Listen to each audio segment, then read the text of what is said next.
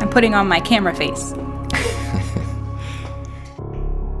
I think the first introduction that I had to art, beyond coloring pages and the things that you do as a child, I would say definitely music was my foundational arts experience.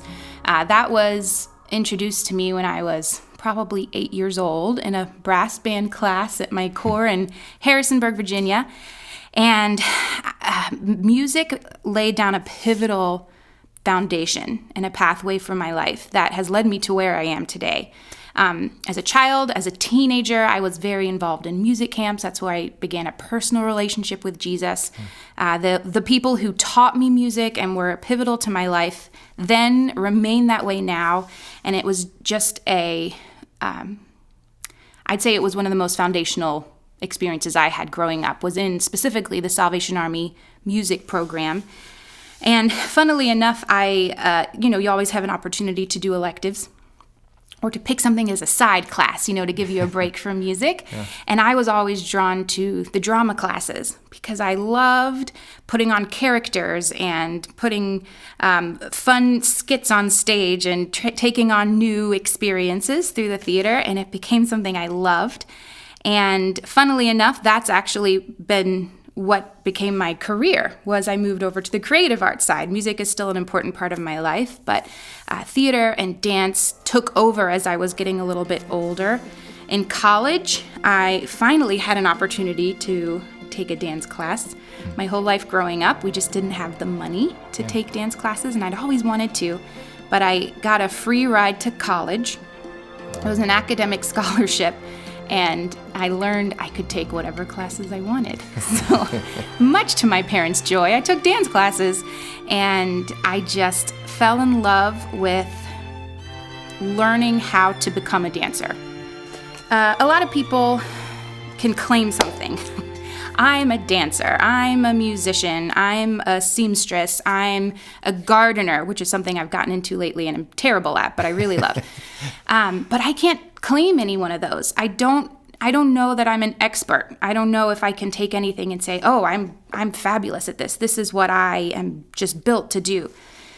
But I cannot point to a single time in my life where some art form has not been important and life-bringing and bringing me joy. And I think that the Lord has always used creativity in some form or another to just keep me close and to give me life in its various forms. Yeah. And it's changed over and over what it is that I'm drawn to. I like to bring up that the first thing we read in the Bible is, in the beginning, God created. Yeah. He created. He's a creator. And the coolest thing is we learn a little bit later that we are made in his image, which means all of us have that piece of the creator. Now, it looks different for every person. Some of us are dancers. Some of us put paint on paper in masterful ways. And some people can create intricate and flawless Excel spreadsheets. And I think that there is value to all of that. Everybody's got their own form of creativity, and it's just a matter of honing in or exploring, as the case may be, and finding what that looks like for you today. So for me, I feel like it's actually the opposite way around, in that God has made all of these creative spaces for me to step into. And if I am very purposeful about seeking him and looking to him, whether it's a writing project or music or a program that I get to speak into, the Lord has already prepared that for me. He's created the way for me. And I just get to step into it and let it flow through me and wash over me. And it becomes so much more a piece of worship as I get to just jump into what the Lord already has for me.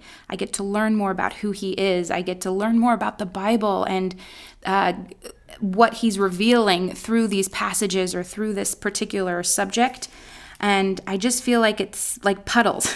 The Lord has this creative thing, and I get to splash in it, enjoy, and then I get to jump into the next puddle and see everything that I can get to discover there. And I just get to keep puddle jumping, from one project to the next and see what the Lord has for me in them. It's exciting. when you're young, I think you've got this picture in your brain that everything just kind of skips along and it's normal, but there's shifts and there's massive things that happen as you grow. Your priorities change, your passions can change too, and that's okay. Yeah. It's okay. You don't have to do the same thing your whole life for it to be valid. You can enjoy the experience while it's there. And to speak to your point earlier, just because something was taken away for a period, it doesn't mean it's not going to circle back around and you get to experience that again.